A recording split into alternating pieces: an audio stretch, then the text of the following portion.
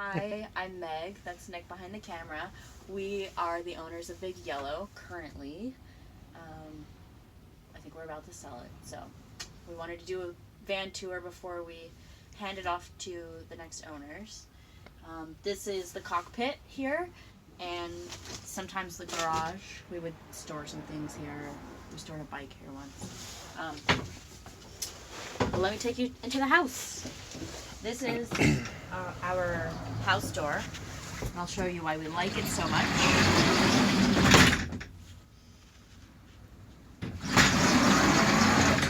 You could just close yourself off from the world and it just looked like an old work van. So that was partly why we chose this van, was because it was very stealthy. And living in the streets of New York City, you don't want people banging on your window and asking you what's up at 10 p.m. So we walk in here. First we have backpack hooks. We made these good for bags, backpacks. More hanging storage here. We had our closet. We had all of our jackets and things here. That was really nice to have it open.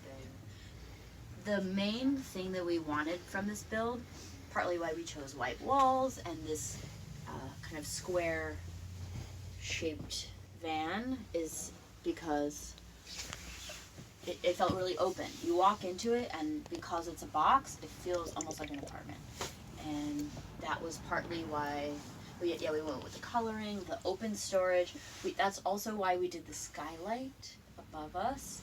It is 3x6 and it lets in a lot of natural light. It unfortunately made it really hot in the summer and kind of cold in the winter, but we were okay with the rest of our insulation. And then also we had these like window shades that we would put up during the summer to really keep up the really hot stuff.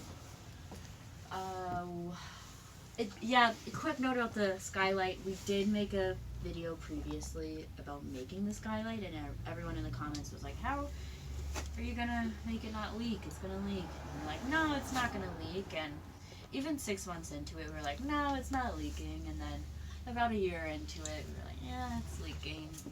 And we didn't really deal with it, so that's why we kind of have some water damage here around the skylight. That's kind of unfortunate. Also in the ceiling, we have 2 fantastic fans here. That was really helpful for airflow.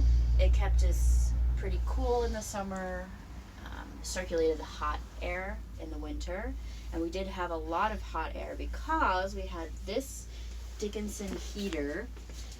It burns coal and wood. We've heard that we chose it because a lot of other people in tiny homes had success with it. It was originally designed for sailboats, which we thought was really clever. Ultimately, I think we just used it too much or too hard or poorly. I don't know what it was. It ended up not really being the best fit for us. Plus, the wood that it takes is very small, so you had to cut down your wood very small. And here in New York City, it's just tough to do anything like that. Alright, what else? Open storage. This was really nice. Ultimately, we went with these bungees to keep all of our items in, so we could kind of, get in there and look and easily access it, but without it flying out. The top ones, we had heavier things like kitchen items, so they actually did end up flying off the shelves a few times. Not too often, but enough to just be a little annoying. Down below, this was actually where our folding clothes were, our closet, so we would have our socks and underwear and these shirts and pants and stuff in there. It worked really well. It was really nice to be able to just see what you have, grab it, and go. What else? And we loved adding this mirror. Once again, it helped create just a feeling of openness, and it made this space feel much larger than it was. What else? The bed and the seating. So this was originally a futon bed. We started out with the whole thing kind of looking like this, all the way from here to the end, the bed was huge. We didn't need it to be that big. We would pull it out. We had a slat-in system that Nick custom built, so we would pull it out at night, and then we would put it away in the morning.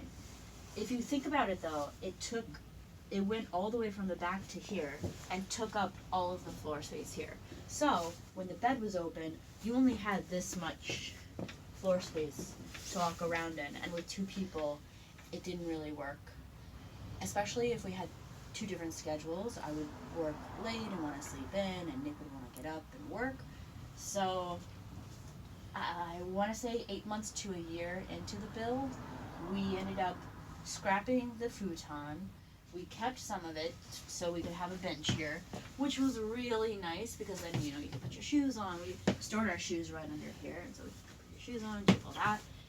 And then we made this stationary bed, which was really nice. That honestly was a game changer, and we've carried that idea into our new van.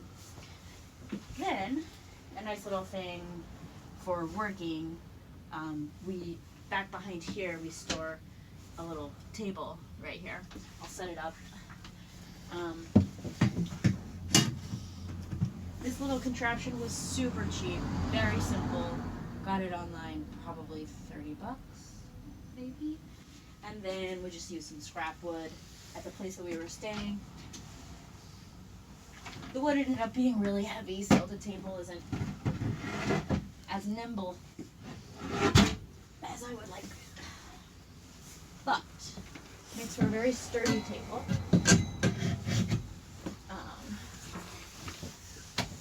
And here Nick would work on his computer, I would be sleeping, and all would be well. Just a random thing that we added when we were doing all of these renovations, we just added this extra little table space. Wow. Table space. So when we were cooking, this is where we would do it, and we would have more room to prep. Let's see, what else? I guess I should talk about the power situation. So we have 2. Yeah, this is the control center right now. Renogy charge controller. We have 200 watts. So 2 100-watt panels, solar panels up top. We actually opted for the flexible kind. I think the brand is Suaoki, S-U-A-O-K-I. We have 2 of those up top. That worked really well. We chose the flexible ones because with the rigid ones, they usually have to mount a little higher and they're visible from the street. So again, going for stealth, we wanted something that would just lay flat on the van. You cannot tell that there's anything on top of there. So once again, just for stealth reasons, we didn't want people thinking, like, why do they have solar panels there? What else? Inverter, so we could charge our normal appliances, computers, and that sort of thing. And then is how we would check our solar power. Yeah, it's 12 volt all around. We have multiple outlets. We have some there. We have some down here. So this was kind of nice. Again, our stuff right here. Also, carbon monoxide detector, just for safety. Safety first. What else? The rest back there is really just storage. We have a lot of it. That really turned into long-term storage once we renovated the bed situation. The storage used to go all the way up to the ceiling, but then we ripped it out for the bed.